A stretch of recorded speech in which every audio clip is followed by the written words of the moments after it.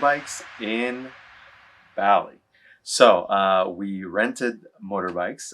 We rode ATVs and we rode, like a little scooter. Something, by the way, we never thought we would do, especially with our toddlers. So like before that, obviously, like we've rented motorbikes in Thailand, other Southeast Asia countries, no problem. It's super fun. But when we started this trip with Alaska, the first thing we said is, we're not going to do that. We're not going to do that. We're not going to do that.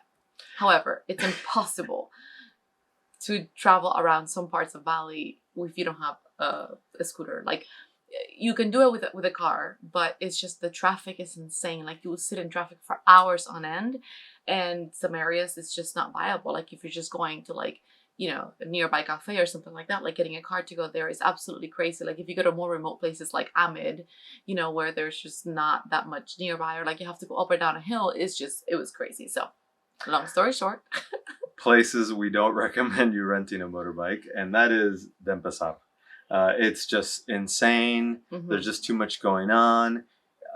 Booking a taxi or a ride anywhere is cheap enough that you don't need to do that, and it's not rural enough to where you could go through little crevices and go discover. I also think it really depends on your level of comfort with motorbikes, right? So like, I mean, Denpasar, the issue here is not price, right? So like, you can rent a bike anywhere in Bali, like a scooter, for anywhere from 40K to 75K or more, I'm sure. Maybe even less, I don't know. So the issue here is not price, because you can get a rather affordable taxi drive as well. So like, if you really want more comfort, if you want to feel safer, that's fine. The issue is when you're sitting in a car for, an hour, where you could be there in 10 minutes, because the traffic is so bad. And that was the case like in Ubud, in Denpasar, and everywhere else like that. The thing is that in Denpasar, obviously it's a bigger city, so there are so many cars. So you're thinking, like, especially if you have a toddler and you're like also trying to manage like nap times, right? And then you're already spending like an hour and a half to get to the beach, when normally it would just take you 15 minutes on a scooter. You sort of start like weighing your options and being like, okay, well, what makes more sense? But even so, we would not recommend renting a scooter in any of the bigger cities, because it's just too chaotic. Yeah. So we finally decided to, once we got the courage to rent a scooter, we rented one in Ahmed. And although it's very hilly, and that was the first time, probably the second time I've ever rode a scooter, I was pretty confident. The roads are pretty good. Only a couple potholes here and there, but it wasn't so bad to where I didn't feel so much in danger. Although the only hiccup that we saw on the scooter, the issue is that there aren't too many helmets for children available. And so we had to, in order to really feel safe, we had to get a helmet, the smallest helmet we could find for an adult, and put it on Alaska. Right. So that's another thing. So if you're in a bigger city, or like even in Ubud, where there are a lot more tourists, like a lot of the shops will have helmets for all kinds of head sizes, right? But we ended up getting bikes from our hotel, which, I don't know, I think they had a really rough time during the pandemic. And so we ended up like renting these bikes that were really like cheap from them, and we're like, okay, well, we'll help them out. But then when we got down there, they're like, oh yeah, we only have 3 helmets. And I was like, okay, great, we're 3. And then the helmet was like, it's like a regular human head. It was just too big on Alaska. But I mean, obviously we made do with that, because we were only doing it for like a couple of days. But one thing I would say is also, it probably will, the thing is, if you're riding a scooter alone with a child behind you or in front of you, I feel like that will be more nerve-wracking. So we had Alaska sandwiched between the two of us, which obviously made our bike a lot heavier, but we didn't care because we were just going slow in very short distances. So I sort of felt like she was safer because she was riding between the two of us and was wearing a helmet, even if the helmet was a little bit bigger than her. Yeah.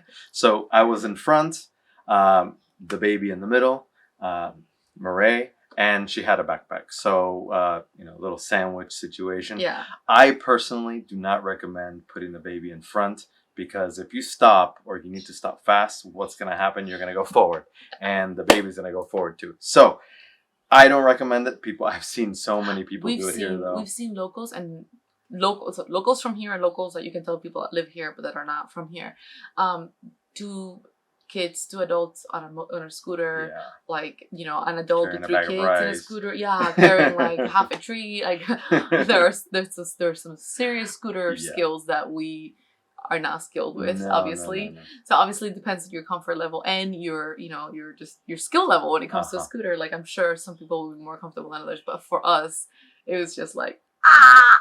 But you know, we managed. We scooted around for about 3 days in Ahmed, and we Mhm. did good. You know, no big. We even attempted to go up this massive hill. Yeah. We found this really picturesque place on the map. We're like, okay, let's go. It's gonna be great. You know, we actually went up quite high. Yeah. But at some point, our scooter just could not go We any were just too further. We're just heavy. like, I okay, mean, this is too much. it can't carry me really. I weigh almost like 210 pounds, 215 pounds Yeah. alone. So trying to go up a volcano situation was something I don't recommend. But the scooter gave us definitely a lot of time to go in through these little crevices and little areas to take some amazing photos, amazing footage, and we thought it was a lot of fun. And it was also really great, like being able to get to places that you wouldn't get to if you're just walking or in a car.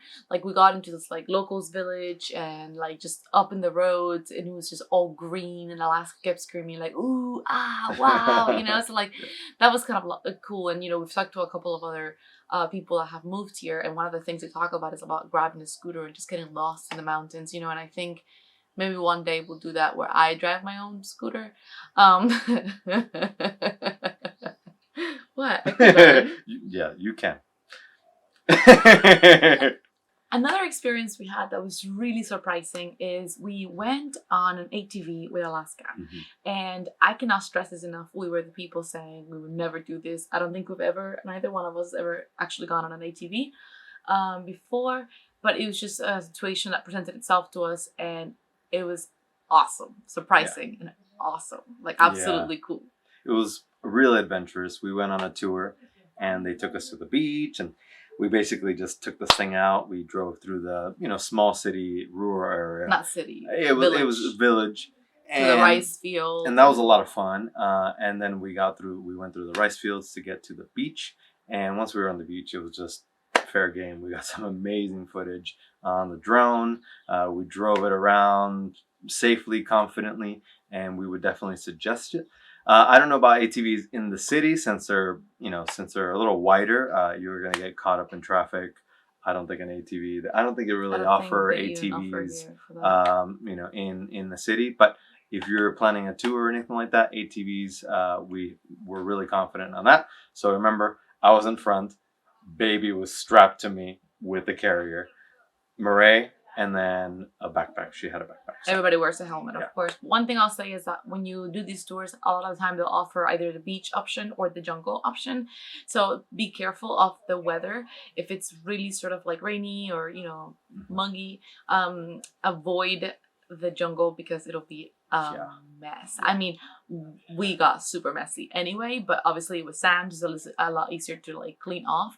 But we had a fantastic experience. Like it's something that we never thought we would do, and it ended up being one of the highlights of our 2 months in Bali. Like Alaska loved it too. She was like and we each had a chance to go alone with her, and then alone, and then together, and it was just so fun. And watching the sunset as you're going like along the beach, it was something else. It was a different experience. And also usually these tours happen in beaches that are not as well known, so you get to sort of go on your own and not have many tourists around. So it's just a lovely experience overall. Yeah, we really had a good time with our friends, and it was definitely a very really good group activity. And so we would do it again for sure. And also you get to go through like this like waterfall areas. You can get to some cool stuff. I don't really highly recommend it. If you come to Bali, give it a shot, even if you're like a little afraid of it. If you have a toddler that's even a little adventurous, I guarantee it's gonna be a super fun time for the whole family. All right, and that concludes our Motorbikes in Bali episode. If you like our content, don't forget to subscribe.